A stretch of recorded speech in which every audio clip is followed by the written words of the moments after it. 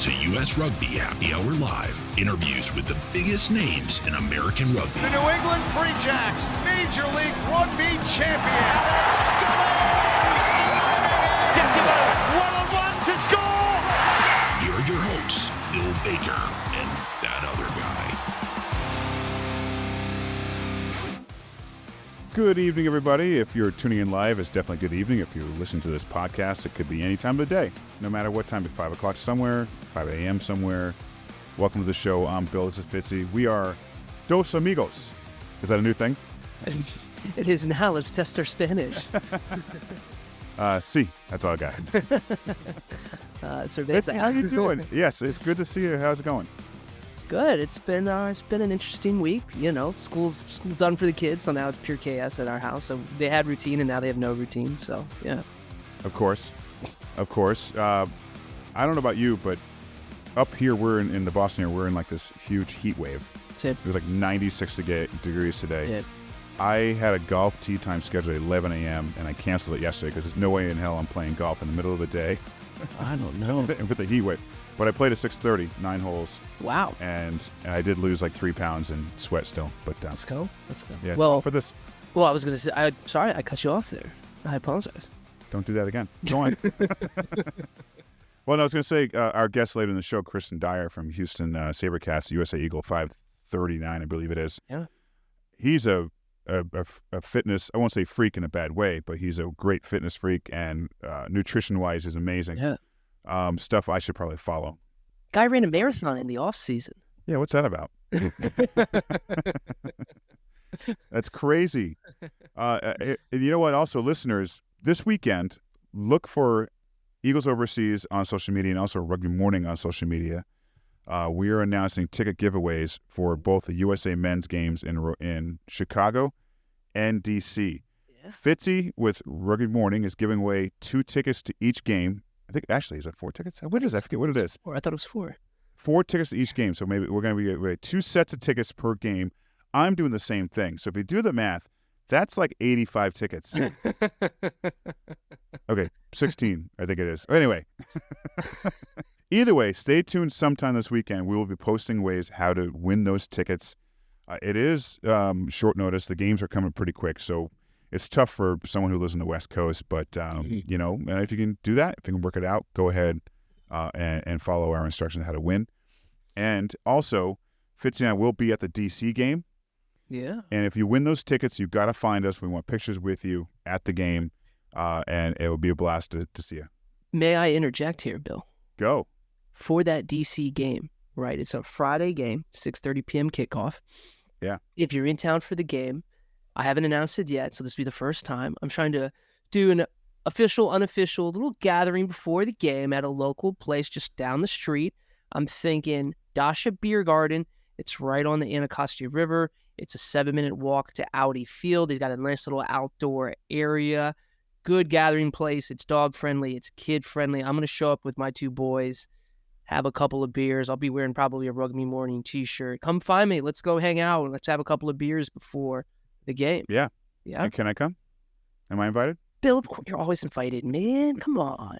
Also, we are trying to work it out where we're going to do some live we're going to offer you live stuff during that weekend, either during the game, before the game, at the event, the couple pints there. Okay. And if you're in the area, like Fitzy says, join us. And if we're live, then, of course, join us live on the air.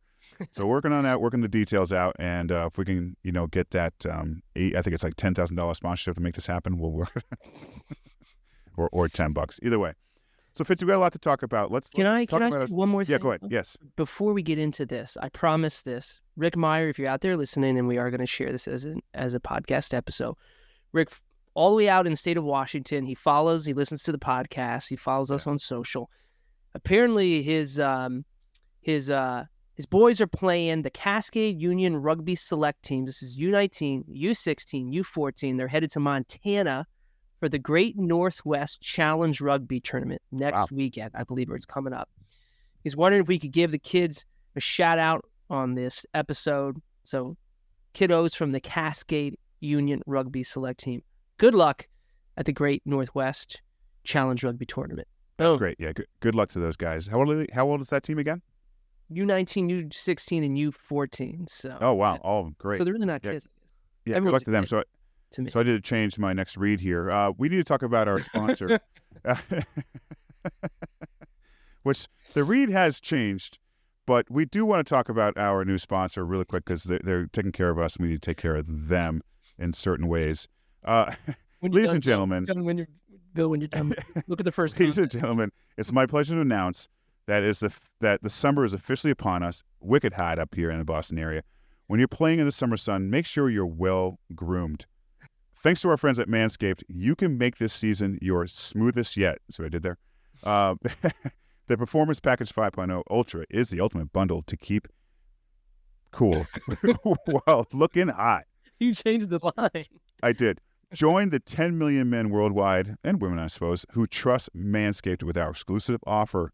You can get 20% off plus free shipping when you go to manscaped.com and use code RugbyHappyHour. That's one word, RugbyHappyHour. Summertime, and the trimming is easy. Yeah, baby. Also, listeners, please like, follow, and subscribe us here on YouTube, Facebook, Twitter, whatever else, or on your favorite podcast player. Tonight's show will be posted tonight, actually, not tomorrow. We're going to get that done right away tonight. Wow. So check it out. Share this podcast with your friends, etc., etc. That was tough. All right, jumping into it, Fitzy.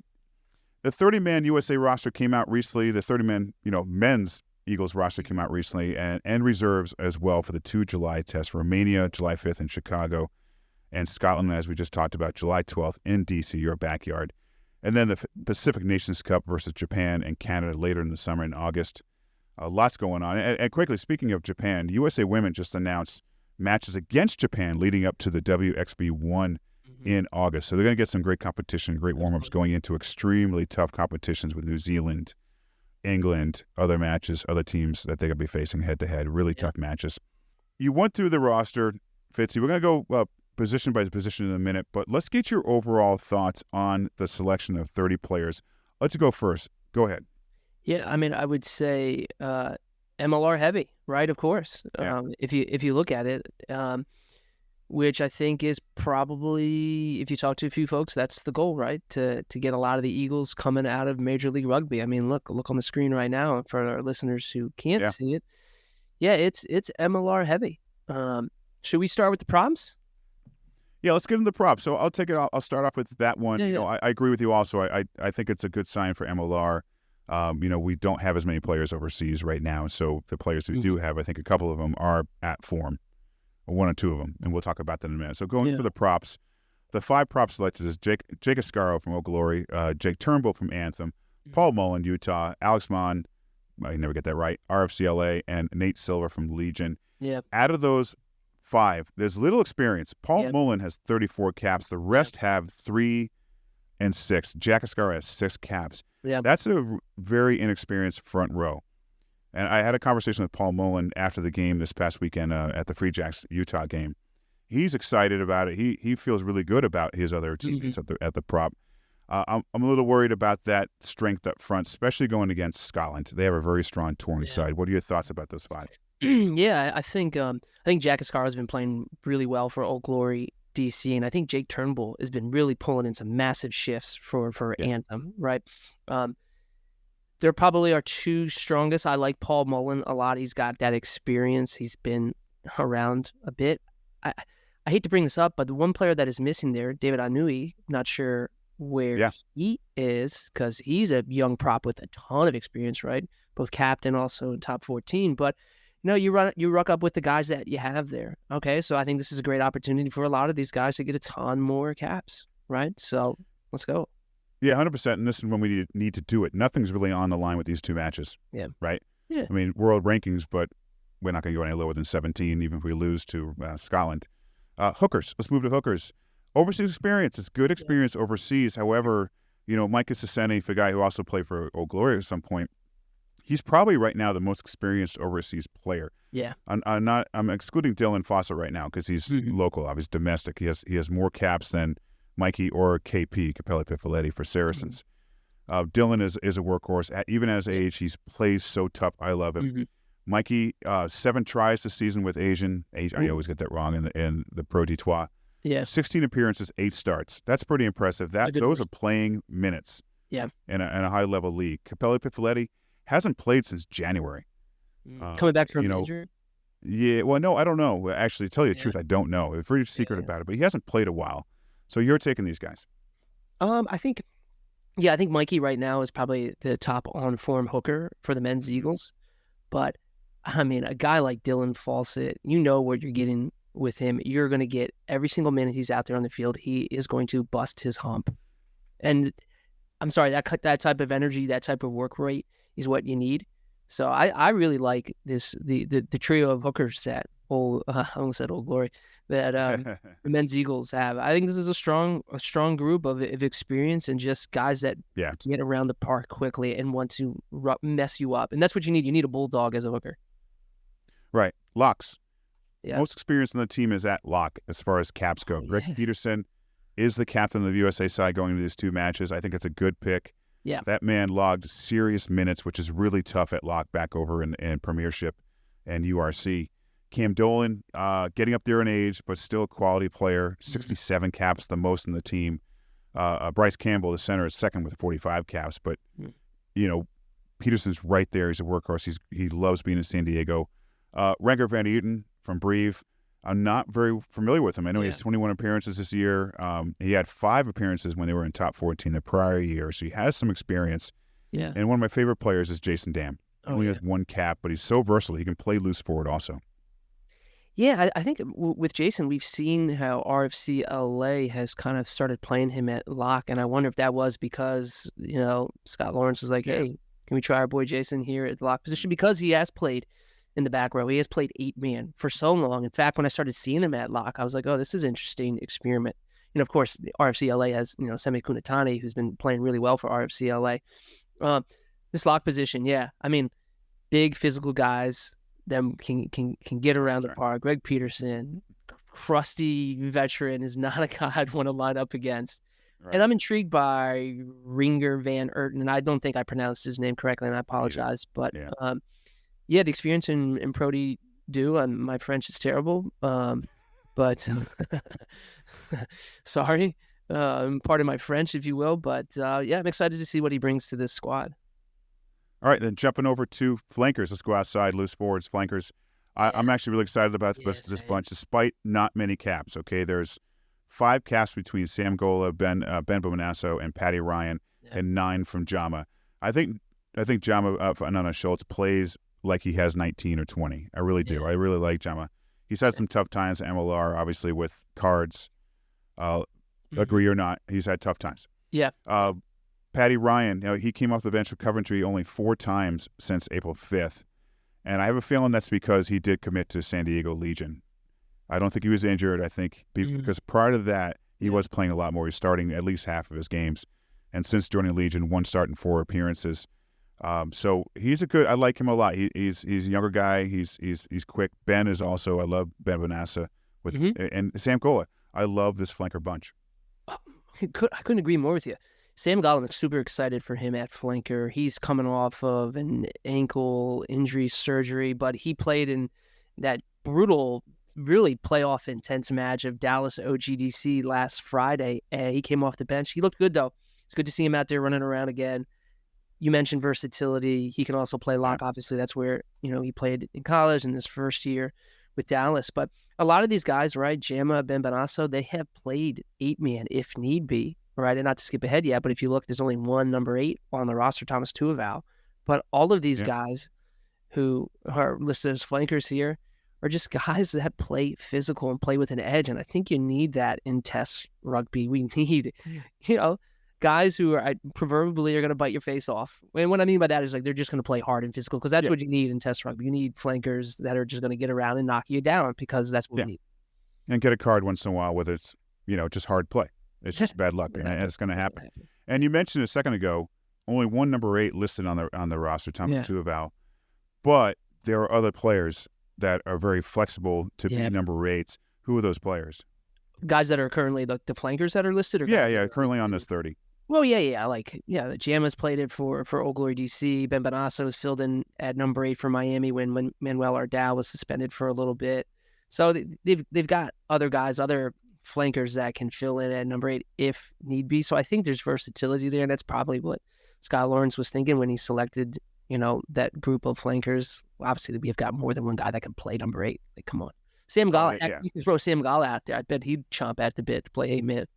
Oh, and he'd just get playing time. Yeah. All right, jumping out, let's get towards the backs. Scrum half. This is a position that I'm a little worried about. Ruben DeHaas, he has 31 caps for USA, but he only played 35 minutes back in September. He hasn't played at all, really. But he's in the program. He's getting great training in this time, but he's not playing. JP Smith, he's not capped yet, but he's a hell of a player. Basically two South Africans playing for USA here. Right. JP's 30. Ruben is still pretty young also. I don't know. It's a tough position. I don't know what to think about scrum half right now. Yeah, it's funny you bring up that they're both South African. South Africa's had some pretty good scrum halves over the years. Oh, they've had a few. They're pretty good at that position. Yeah. Ruben DeHaas, right? He's coming off ACL, a reconstructive surgery. It sounded like that went pretty well. I'm excited to see that his name is included. Yeah, he probably needs some more minutes, probably just for himself, just to get the confidence back and the legs back. So we'll see if another scrum half might be added if Ruben DeHaas does commit to their Romania and Scotland matches. But, I mean, JP Smith for the Seattle Seawolves, he's been one of my favorite scrum halves in the league. You watch that guy play, he knows what he's doing. He's got a great pass. He's got a great boot. He will come up and tackle you, and you need that at a Test Rugby scrum half. And I'm excited for him to potentially get his first cap as a men's Eagle. So, absolutely. Yeah. All right, moving forward, let's go to fly half. A couple more positions left. 2 players on the list. This is interesting to me because these could not be too further apart as far as their situation playing time goes. Adrian McGinty is probably the most formed player on this roster. No offense to our guest coming up soon and others, but he had a tremendous season for Bristol Bears. Got nicked up near the end of the season. AJ 35 caps, a hell of a leader. And then Luke Carty, 16 caps for USA. I was actually surprised by that. I didn't realize it was that many. He only played 1 game at fly half this year for Chicago. I know that might have been a coaching decision, whatever, but fullback the rest of the way. So we'll talk about fullbacks in a minute. So he could have slapped back there as well. Interesting situation. What do you think? Yeah, certainly you look at that and AJ McGinty. I mean, we're fortunate to have one of the top, fly halves, in Premiership Rugby as a men's Eagle lining up wearing the 10 jersey. I mean, what more can you say for AJ? Like, the guy raises his hand, and he's been through so much up and down with the men's Eagle. He's still trotting out there. So nothing but respect to AJ. The other guy, Luke, I feel like Luke has had a tough season in MLR, and I feel like some of that has maybe been, I don't know how to say this, but I feel like he's been on the receiving end of some criticism, maybe a little bit too rough. I thought he played particularly well this past Monday night. Chicago playing the San Diego Legion. Chicago on a 4-game losing streak needed a win. He slotted in at number 10. They gave Adrian Carlstay the night off.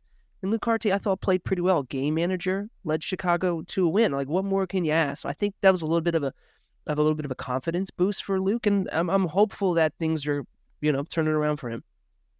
All right, jump forward. Centers. We got a few centers out here. I like this center pairing. Bryce got 45 caps. He's captain USA.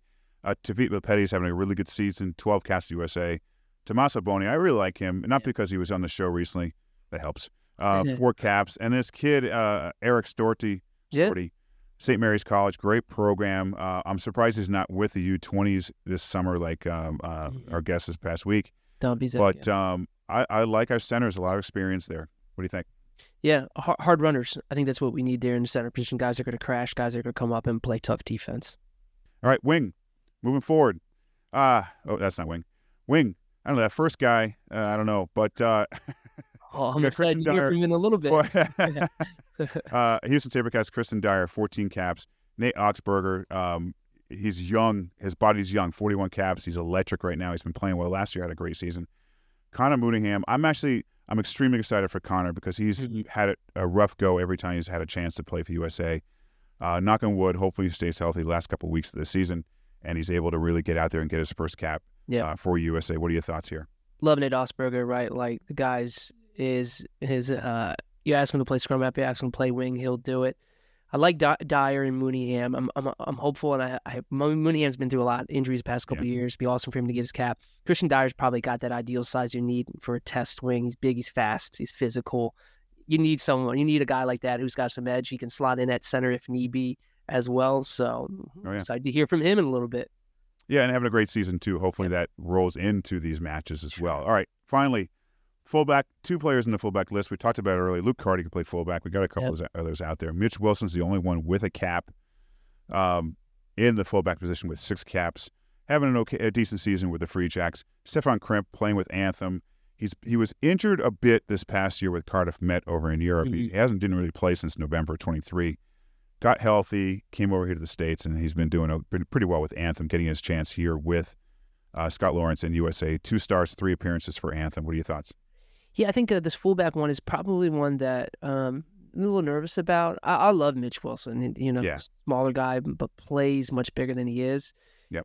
Played primarily on the wing for New England, right? As Reese McDonald has been playing fullback primarily. I'd love to see maybe a little more game time for Mitch at fullback, but he's had some good wears wearing the 15 jersey for the men's Eagles. So, he's got good form. So, trot him out there in Romania and let's go. And lastly, before I get to our guest, some players were missing. You mentioned David Anu earlier, Toulouse. Mika Cruze is not in. He's not available for whatever reason. Paul Asiga just played this past week against New England. He's not available. Dominic Basage is going to be with U20s.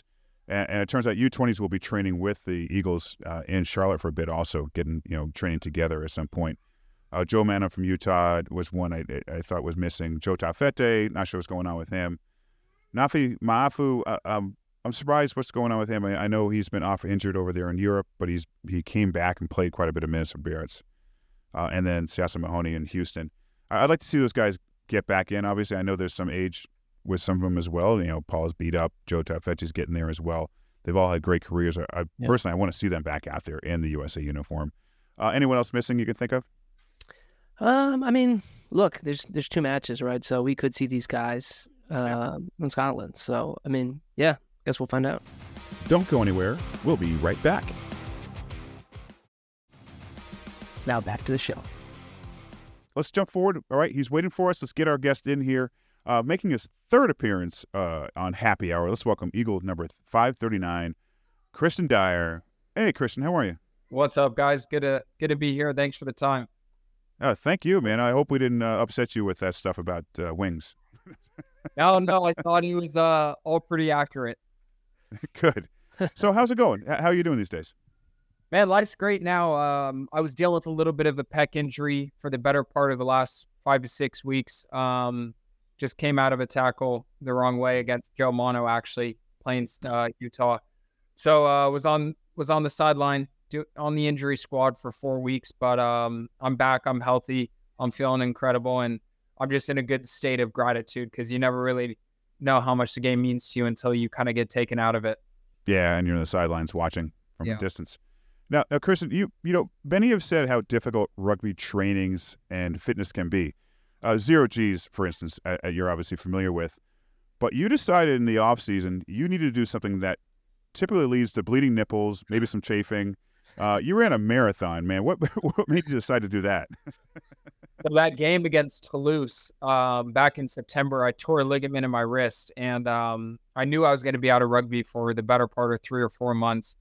And I know I probably have a nut or a screw loose in my head, which led me to run a marathon. But I've got tons of close buddies who run ultras, who run marathons, who have run clubs at Newport Beach or Austin or Dallas, Texas. So I've always been involved in that community, and I've really, really enjoyed my time spent running and just being in that community of health and wellness and fitness and just challenging yourself to different extents that you're not used to. And so I knew I always wanted to run one, and that was kind of just the perfect time in my career where rugby wasn't as much the focus. It was more so rehabbing that wrist, and I wanted to get outside of my comfort zone and go do something new. And looking back, probably wasn't the smartest decision to do, to try to complement my off-season rugby training while training for a marathon, because I lost weight. I lost a little bit of my top-end speed, which finally I've gotten it back. But nonetheless, one of the most incredible experiences of my life. That's great.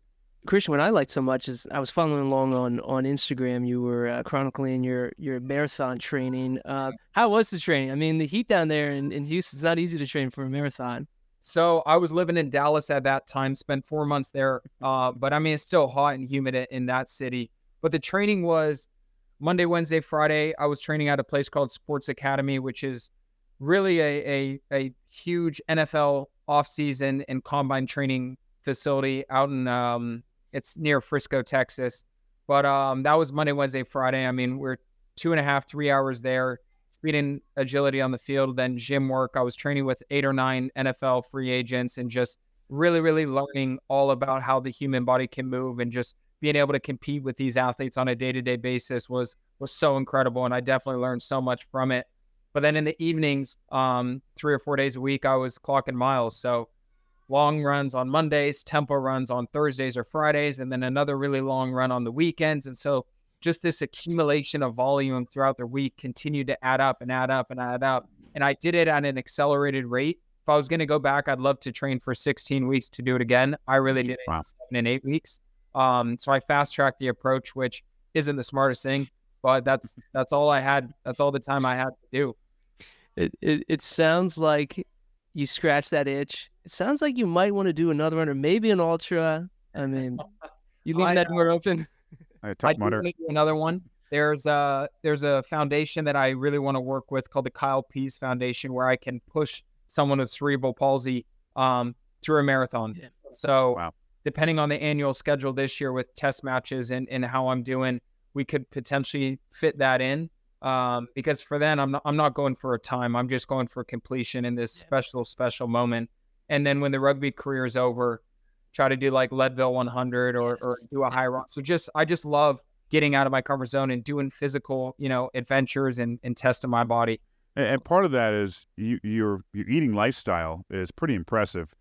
I don't know. I guess it's got to be difficult to get to that lifestyle, and then at that point it's probably easier to keep going with it, because for me, my lifestyle includes maybe a few too many beers, but so talk about, how does that lifestyle affect your performance on the pitch? I mean, it's pretty important, obviously. Yeah, I think it all started with just the network I've built and created through some of the athletes from Sacramento, my hometown, and then obviously Berkeley, and then playing professional sport. I've just been surrounded by really, really high achievers and high performing people who know what they're doing. And so they would always feed me tidbits into their approach to nutrition or recovery or training. And as I've evolved as an athlete and as a human, I've started to pay closer and closer attention to the things I'm putting into my body. And I'm starting to realize how important it is. And I've started to become obsessed with the energy I have and how I feel mentally and physically, and how I sleep and how I recover. And then obviously how I'm performing on the field as a byproduct of eating really clean, whole quality foods. And so what I'm trying to do, obviously you mentioned it through social media and portraying the marathon training, is trying to give back to the younger generation of athletes all the information that I once wish I had when I was their age. And now I'm in a position to do so. But everything I'm doing is a lifestyle. And so if you were to take rugby out of the equation, what I'm doing in the gym or running a marathon or how I'm recovering, it's all going to stay the same. And I think that's the most sustainable approach I can take, rather than trying to get on some certain diet while I'm a rugby player. And then when I'm off of it, what am I going to do? Resort back to eating whatever I want? No, I'm obsessed with how I feel. And that's kind of my relationship with this whole thing. So I couldn't imagine if I don't know, you were at a wedding and you had to have an extra piece of cake or ice cream on a hot day. I mean, your body must go, no, when I'm going to go sit down. That's a great question. I think you would think that'd be the case, but I mean, my sister got married 2 weeks ago and I ate everything I wanted to eat. I drink beer. I still live a normal life. That doesn't mean I don't get a hangover or the next day I'm not feeling great. I just pick and choose my moments when I do those things. Yeah. Gotcha. All right. We'll move on from your eating and habits and your training habits for a moment here. Let's talk a little bit USA Rugby. 14 caps, I think, if I got that right. We talked a little bit about 0G just a moment ago there. So you were named to the 30-man roster for the July test matches against Romania and Scotland. I mean, are you ready? Is 0G ready for these matches?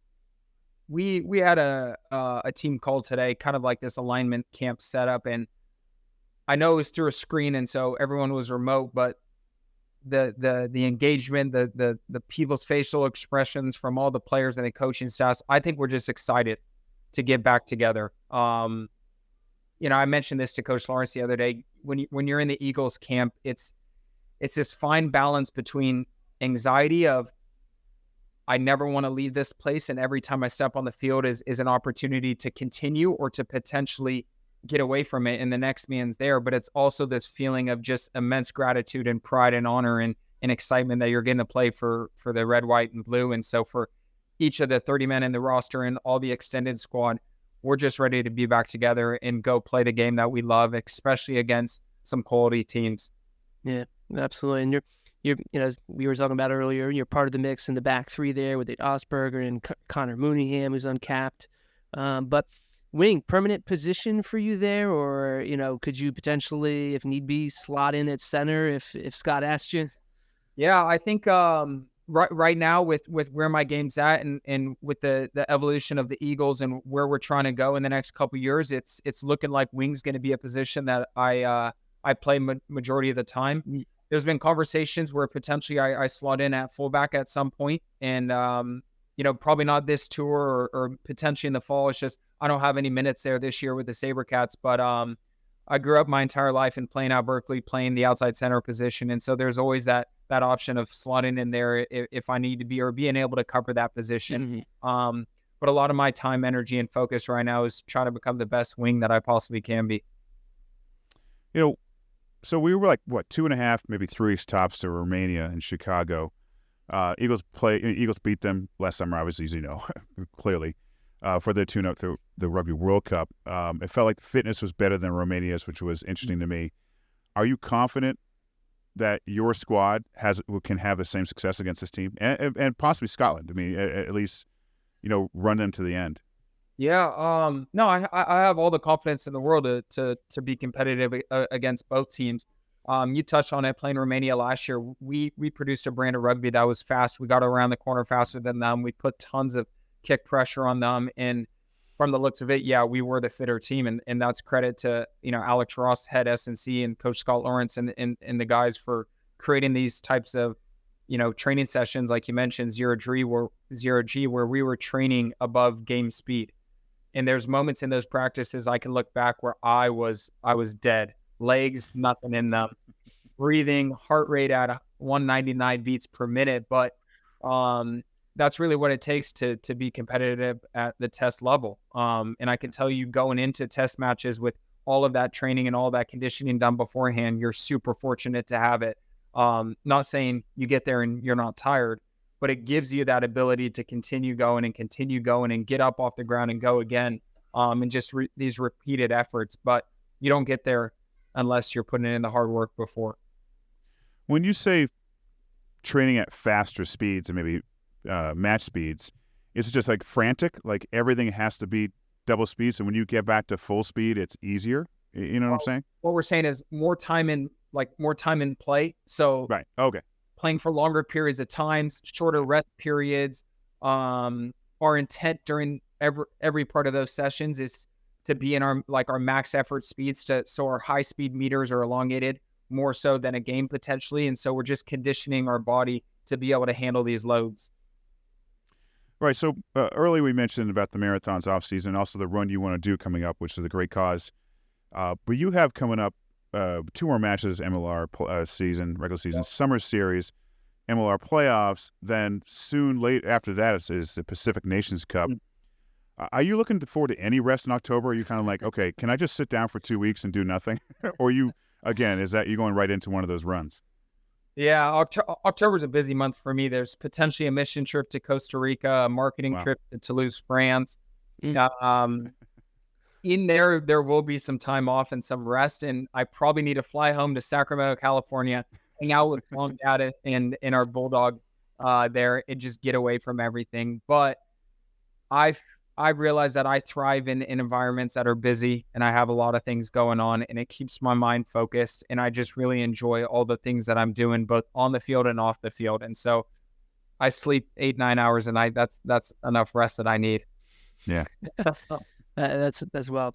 Christian, let's talk a little bit some of your teammates here. You mentioned earlier just, I guess, maybe the new perspective gain, right, or appreciation, right, for the fact that you're able to go out there and play the sport that you love at such a high level, right, or a new appreciation because how an injury can keep you away from that. Yeah. So it's, a guy like Connor Mooneyham, right, for Seattle, the last couple of years he's had, right, I think back-to-back ACL or reconstructive surgeries or something like that.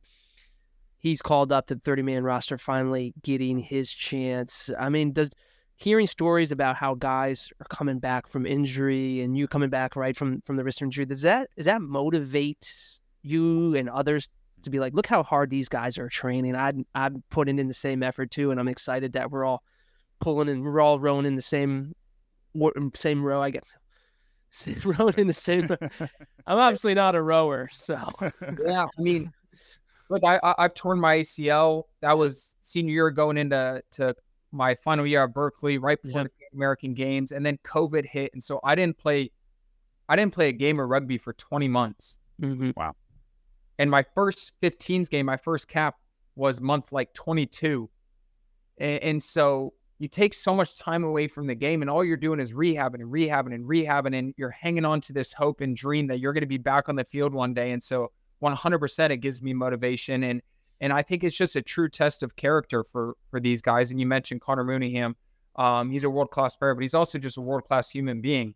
And I think at the end of the day, it just builds culture off the field, knowing that you have guys like that in your corner as your teammate, and you guys are both competing for spots. But going through those long injuries, I mean, there's no better way to say it than it sucks.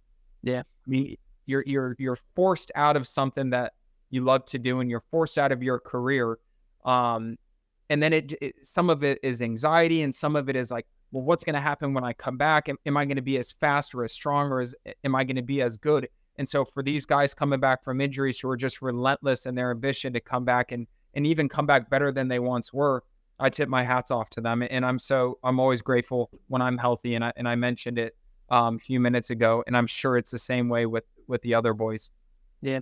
Speaking of the SaberCats, we'll get to that in just a moment here. Pono Davis called up as a reserve, the only other Houston player on the roster. But man, what a week he had! Last weekend for Houston. I mean, yeah. Talk a little bit about Mr. Davis. Oh, it's funny. Minute 10 he was hanging tired, and then minute 70 he's kick chasing just like I am on the edge. It's almost like he got fitter as the game went on. But week by week, Pono Davis is improving, and some of the minutes he's put in, whether it's 5 minutes, 15, 20 minutes in the second half, he's making tons of impacts. And so I give that guy a lot of credit just for the pure work that he's put into this game and to evolve his understanding of the set piece specifically and his role on the field. I mean, he's only played rugby for 3 years? And now he's in this extended Eagles squad. It's a true testament to his work ethic and his craft and just his hunger to learn this game. And I know one day he probably will have the opportunity to represent the USA, and that's going to be a really proud moment for him. And speaking of players like him, kind of the future, like he has a chance maybe to be an Eagle one day. And we had Dominic Basage on recently. We had Neitz Garrick on, and they're all so excited about the future of the Eagles and the program. What's your general feeling about the state of the Eagles? Are we going the right direction? Is MLR been such a great thing for direction? What's your feeling about that? Yeah, with the Eagles, I think right now we have a lot of the right pieces finally in place. Coach Scott Lawrence is the man for the job. This guy has everything down to a T. You talk about his coach in a science or an art, and I think it's both. And I think he fits that piece of the puzzle really, really well, where he's brought in some really high-level coaches to surround him.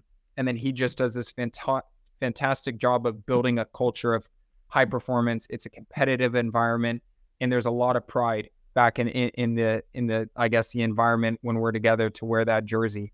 And then the other piece of the puzzle is we need quality minutes every year. We need time together in camp. We need competitive minutes to challenge us, matches that we probably shouldn't win. We need to be playing those games, and we need to be put under pressure. And all of this is funneling to that 2027 World Cup. And we saw what happened in the past couple of years. We're limited time in camp. We're limited with quality game minutes. And then when it came down to the wire, when it actually mattered, I mean, if we're being honest with ourselves, we underperformed. But I think finally we're on the right track with the right coaching staff, and they're bringing in players that are competitive. Years past, I think we knew the roster was going to be the same that weekend as it was the weekend before. Whereas this year, I mean, I know for a fact every week I got to fight for my position now. It's not a no-brainer, and that's probably 1 through 23. And that's, I think, a testament to MLR, where we're in a professional setup. There's boys getting minutes every single week. They're competing for their own roster spots on their team. And so they're just getting into camp one step better, every time they're in camp. And so now everybody's fighting for a spot. It's an exciting time to be an Eagle, and especially for the young up-and-coming Eagles, where they're actually looking forward to playing for the Eagle and representing their country and traveling the world and just doing what they love at the highest level. Don't go anywhere. We'll be right back. And back to the show. And speaking of one of your one of your Houston teammates, Seth Smith, the kid, it looks like he's having a blast and he was on our show the week after he debuted with you guys. Such a gentleman, so appreciative of where he is at that point. Talk a bit about this kid. We can mention him as the kid. The guy's name's Seth Smith. He's got a lot of nicknames on our team with his I'm sure. blonde hair. I mean, you name it. But coming Fabio? in, yeah, no, that one hasn't. I mean, I think we've given him like Brock Lesnar's son and daughter a couple times, just throwing jabs at him, but he takes it like a champ. Nice. But at the beginning of the season, he didn't say much. I mean, he was just a sponge. And then he started getting minutes and he started performing, and we were like, holy crap, this kid's 18 years old when he debuted in the MLR. Because if I were to look back when I was 18, I don't think I could have done it. I just wasn't as mature as Seth is currently. And I give the kid a lot of credit. He just works. He doesn't talk a lot. He puts his head down. He does the hard yards. He asks the right questions. Now he just needs to continue to evolve his set piece game, his throwing mechanics. And that's only going to come from, spending more time with the SaberCats, spending time with the U20s, and continually being, exposed to the right coaches in the right environment. And so he has one hell of a bright future. Yeah, agreed. It was funny. He kept calling me sir, and I was like, Seth, you gotta stop. You're making me nervous. I'm not doing that at all. Texas boy. He's got good manners. He does. Yeah, let's talk a little bit about Houston. Man, you guys are 13-1. You clinched the top spot in the Western Conference, most table points in MLR. How does it feel to be tagged as the favorites? Wow, I didn't know we were tagged as the favorites, but I tagged you. Okay, how does it feel for me? We tagged you as the favorites? Appreciate that. Yeah, I mean, I think we're in an okay spot. We're not in the spot we wanted to be, which is great because we're number one and we're still hungry to get better and continue to develop our game. We've got 2 weeks left to really buy into what we're doing and continue to evolve the brand rugby that we're trying to produce week in and week out. I think something that's really served in our favor this year is how strong our culture is in the organization. Year one, tons of South Africans came. We had a few clicks here and there. We were still playing good rugby, but off the field, we weren't as close as we are this year. And this year, it does feel like one big family with all these different cultures involved and boys from all these other parts of the world where we come together and we're really connected and boys fight for each other and trainings are super tough, super competitive. We've added a lot of quality players this year in some key positions. And just like I said with the Eagles, there's really no sense of complacency here anymore because guys could get swapped in and week out. And so each training session is literally a fight to start that next weekend. And so boys are having to push one another and continually to evolve their game and their craft. And we've got some great coaches behind us and we have some great support behind us. And we're really, I think we've really identified the parts of our game that we want to excel at. And some may say it's a simple strategy, and a lot of fans may say it's a boring brand of rugby. But at the end of the day, it's working for us, and we're buying into it. And I don't think we're going to change it for any of the oppositions coming our way. Now, you play in, obviously, a really nice facility, great crowd, great entertainment for the crowd, exciting to be there. What other facilities have you played at on the road? I know for me personally, I go to the Free Jacks games all the time, and they put on a great festival atmosphere for fans. What places do you go into where maybe it's tough for you to play at the the visitors' location? I'd say Seattle is one of the tougher ones for me. I hate the rain and cold weather. It's typically rainy and cold up there. But they also, I mean, they built a great rugby community at their stadium. They always have a lot of fans. They're loud, they're energetic. It can feel sometimes like in a hostile environment. I give them a lot of credit for everything they're doing up there. Utah, another place where it's always fun. They bring a great crowd. It's loud as well, and they chirp and they run their mouth. But the things that I don't like about those stadiums, though, is their turf. I mean, I don't think any rugby player in the MLR is going to tell you I'd rather play on turf than grass. No. And so we're so privileged at Houston to have the stadium that we have with pure field of grass. Not a lot of other teams in the MLR have that. Yeah. The one team, the team that I cheer for and I go to on occasion, it's Old Glory DC, and they're not Maryland Soccer Conference. Yeah, that was a great field this year. Yeah, so Christian, I was at the game, and I want to say thank you because after the game was over, took the family, my son and his buddy, they had a Little League baseball game earlier. We were able to meet a few of the players. Christian, they got a picture with you, so thank you for all of that. And certainly it was a good win for Houston. It was a good win for us. But a definite upgrade from the stadium they had the previous year. Yeah. So, Fitzy, didn't your kid try to sell that photo as soon as they left? Like, you guys. He'll get $5 for it. Christian, straight goods here. Houston is his favorite team. We go to a bunch of Old Glory games, but he loves the SaberCats. He's got a little Houston SaberCats T-shirt. So. Maybe the jersey, could be the logo. I don't know. That's great. Or they have a player that's almost his age. Anyway. All right, last thing for you, Christian. Off the field, you have your own podcast called The Chase. Yeah. And you have a ton of followers also on your Instagram. Can you share some of those with? No, sorry. Tell us and the listeners about this podcast. Yeah, so podcast is called The Chase. I also host another one with my agency that I work with everything I'm doing, marketing, social media, and whatnot. That's called Athletes Defined. But The Chase always was a dream of mine to begin creating content and begin tapping into the network that I've built through sports and through growing up. Sacramento, we had Blaine Scully, you guys are familiar with, Uriah Faber, UFC Hall of Famer, a few other big-time UFC fighters. I went to that gym growing up, so I was always surrounded by high-level athletes. And I think when I was a kid, I would always be on YouTube searching like day in the life of Christian McCaffrey or what does Tom Brady eat on a game day. So I was always fascinated of how these high-level athletes live their life. And it got to a point where my phone, my contacts book started to have some of these athletes in there. And I was like, I need to start having the conversations with them and asking the questions that I once wish I knew because I ran out of YouTube videos to watch. And when I got to that point, I was like, you know what? Let's create a podcast where I can actually ask these questions and have these conversations and not just receive the information for me, but to be able to give it back to the broader community and a lot of other young and coming athletes and I guess high achievers in this world who maybe want to know what the realities of playing professional sport is or the realities of owning and starting a business or becoming a UFC Hall of Famer or Nathan Adrian winning 7 medals at the Olympics in the sport of swimming.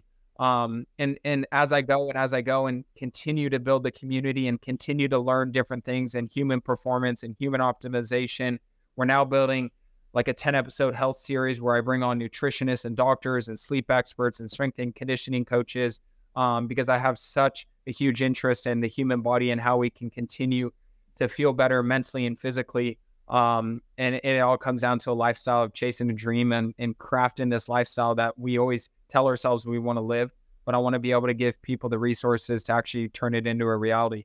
Have you tried to get Jessica Watkins on? Do you know what I'm talking about? The NASA astronaut? She's not the Houston-based one, is she? I thought she was. She played for USA. Yes. Yeah. No. I know of her. I've never met her in person, but I would love to meet her. You got it. You got to get her on the show. It seems like the regiment astronauts go through to be who they are. I think it's perfect for your kind of show. And we've tried. No gravity type of chamber. Yeah. No doubt. Christian, I'm assuming the pod can be found. Both your podcasts can be found on every major podcast player. Yeah, mostly Apple. Apple Podcasts and Spotify. I don't really know if there's any more I could upload them to. Yeah, I know. Those are the two I use. Yeah. Well, everybody, check out his podcast when you can, and also, obviously listen to this one. But Christian, good luck with the rest of the MLR season. Good luck this summer with USA. We're really cheering for you. Thank you so much, guys. Really appreciate you having me on. Absolutely. Thanks again. Yep. Oh, always a blast, man. These guys are great. Christian's a good guy to have on the show. He's just, full of information. He loves talking about the game. Yeah. He puts us to shame when it comes to nutrition. As I take a sip. But you're right. I like how, I think what I've found being around some athletes who perform at a high level, they're always curious and want to go deeper in a subject matter that is going to help them perform even better, right? So sleep, nutrition, all of those things, all that stuff is super fascinating, right? And, they always say if you can get 1% better every day, then it's going to, long-term, it's going to help you out there. So I think that Christian's just a testament to just, what it takes to perform at a high level and keep it high level and stay healthy. Level. Yeah. My wife does a great job with her diet and health. She works out more than I do. She's better than I do. And I see how it does for her, how well it does for her. And she stopped drinking years ago, which is great. I should probably follow suit, but yeah. Tomorrow. Tomorrow afternoon. So real quick, I want to go through a couple of these notes on here. I just popped up one for you for those people who are listening in. I'll probably cut this out, but nice little note here from a Free Jacks fan. They love the stadium. They'll be back for sure. So MSK. Yeah, I met a couple of the Free Jacks fans at the New England DC match. They were very nice, very friendly. So come on back. Absolutely. Yeah, and our friend out in LA, he believes NOLA New England will be a very juicy game this weekend. I'm excited about that one too. On FS2, a lot of that could be, NOLA needs a win. FS2, a lot of matches are on Fox Sports lately, so that's great. And also the same thing, very promising kid from our Free Jacks fan about Seth Smith. Kid, that's funny. And lastly, let's see, there was one here. This is from my lovely daughter. Go Dad, love it. Go Dad. So, great show, man. Again, it's always fun talking to guys like Christian Dyer, who's like I said, he has his own pod. He's into this kind of thing too. Loves talking about the game and takes it probably more serious than anybody. Just again, talking about his diet, his regimen, all that fun stuff. So, great guy, great stuff. Fitzy, anything else you want to add? Yeah, I just went back. I was going to bring this up to Christian when I tagged him the favorite, but I went back to a 2024 prediction that I made on December 31st of 2023. Now, this was before MLR split, before they lumped them all together, and then Anthem came in, and then Miami or whatever, so they had to move them back to the East and West. I predicted that the San Diego Legion would beat the Houston SaberCats. So obviously, they're both in the Western Conference, so that's not going to happen anymore. But, I feel good about calling out Houston getting to the MLR finals, so yeah. I think they're one of the favorites, obviously. I think right now with the way the Free Jacks have been playing, I think the East is probably a little tighter than it was early in the season, Mm-hmm. Anything can happen, especially with DC probably coming into New England if it ends up that way. But we still have 2 matches left, so it may not end up that way. We'll see. I guess we'll find out. We'll see. Okay, everybody, stay tuned to that. Look out for the Major League Rugby season. A lot could happen still. And also, as we mentioned earlier in the game, please like, follow, and subscribe this show. That's not the right graphic. Like, follow, subscribe this show on your favorite podcast player or here on YouTube, Facebook, Twitter. And please, more than anything else, share the show with friends. Get more and more people to listen to the show. We do this, Fitzy and I do this for one reason only. It's for all the cash. And it's for no cash, but we love doing this and we love people listening to it as well. So hope you enjoy the show, and we'll see you guys again soon.